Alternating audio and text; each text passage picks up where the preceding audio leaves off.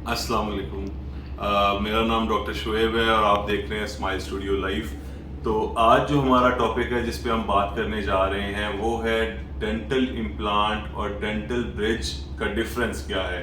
अक्सर मरीज जो हमारे पास मिसिंग टूथ के साथ आते हैं, जिनके दांत निकले होते हैं किसी भी वजह से, काफ़ी अरसे से निकले होते हैं या रिसेंट निकले होते हैं और उनकी रिप्लेसमेंट के लिए वो हमारे पास आते हैं, तो उनको हमें ये अक्सर समझाना पड़ता है और काफ़ी फ़र्क ये बताना पड़ता है एक ब्रिज और एक इम्प्लांट में क्या फ़र्क है।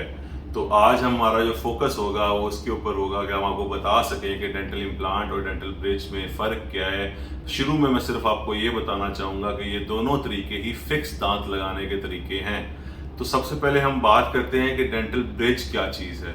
डेंटल ब्रिज बेसिकली आपके दांत, जब एक दांत बीच में से निकल जाए किसी वजह से, कोई बीमारी की वजह से या किसी चोट की वजह से या किसी भी वजह से, तो जो खाली जगह है उसको रिप्लेस करने के लिए, नए दांत लगाने के लिए, ये कन्वेंशनल तरीका है, थोड़ा पुराना तरीका है, जिसमें हम अगला दांत और पिछला दांत सहारे के तौर पे यूज़ करते हैं, उनको हल्का सा ट्रिम कर देते हैं और 3 दांतों का बना हुआ एक यूनिट इकट्ठा सीमेंट के ज़रिए लगा देते हैं। जैसे कि आप ये देख सकते हैं इस मॉडल पे, इस मॉडल पे अगर आप फोकस करें तो ये दरमियान वाला जो दांत है वो खाली जगह है, और उस खाली जगह की अगर आप देखें तो आगे वाला दांत और पीछे वाला दांत, उनको हल्का हल्का घिसा दिया गया है, उनको साइज में छोटा कर दिया गया है, और इस तरह का एक 3 यूनिट का ब्रिज, 3 जो अगले और पिछले दांत के सहारे ऊपर लगना है, वो इसमें सीमेंट भर के इसके ऊपर ऐसे लगा दिया जाएगा और इसको रिप्लेस कर दिया जाएगा। ये एक कन्वेंशनल तरीका है दांत लगाने का।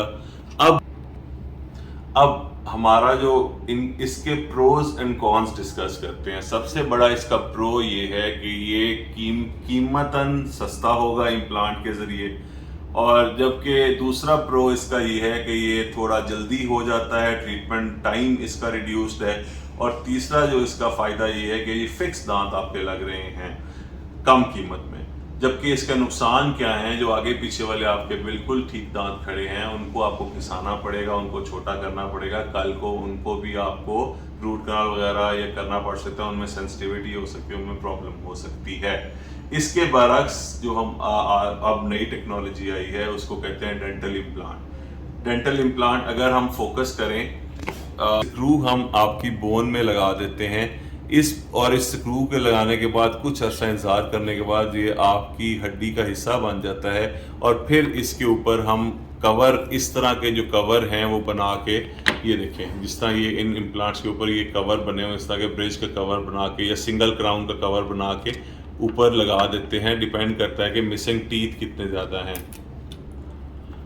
अच्छा, अब इसके फ़वाइद क्या हैं और इसके नुकसानात। इसका जो सबसे बड़ा फ़ायदा ये है, इसके लिए आपको अगले पिछले दांत घिसाने की ज़रूरत नहीं है, और दूसरा जो इसका बड़ा फ़ायदा है, ये लॉन्ग लास्टिंग प्रोसीजर है, लाइफ टाइम प्रोसीजर है, लंबा चलता है। इसका सबसे बड़ा कॉन जो है कि ये महंगा है। आजकल इम्प्लांट्स की कॉस्ट काफ़ी ज़्यादा हैं, जिसकी वजह से लोग इससे शायद अवॉइड करते हैं, लेकिन ये सबसे बेस्ट ट्रीटमेंट है। इसका जो दूसरा बड़ा कॉन है वो ये है कि एक सर्जिकल प्रोसीजर है आपको, लेकिन अब इतनी एडवांसेस हो चुकी हैं कि विदाउट पेन और विदाउट इवन फ्लैपलेस सर्जरीज आ चुकी हैं, मतलब आपको बगैर कट लगाए, बगैर कोई टांका लगाए इम्प्लांट लगने की टेक्निक्स भी आ चुकी हुई हैं। इसके लिए जो सबसे बड़ी बात है, आपका एक डॉक्टर का मुस्तनद होना और सर्टिफाइड इम्प्लांटोलॉजिस्ट होना बहुत ज़्यादा ज़रूरी है। आप हर डेंटिस्ट से इम्प्लांट लगवाने से इज्तनाब करें, एक सर्टिफाइड इम्प्लांटोलॉजिस्ट से इम्प्लांट लगवाएंगे तो आपका एक बहुत बेहतर ट्रीटमेंट होगा। अच्छा, उसके बाद आप ये बेसिक डिफरेंसेस हैं इम्प्लांट के और ब्रिज के। मेरे ख्याल में implants are the best solution for missing teeth. शुक्रिया।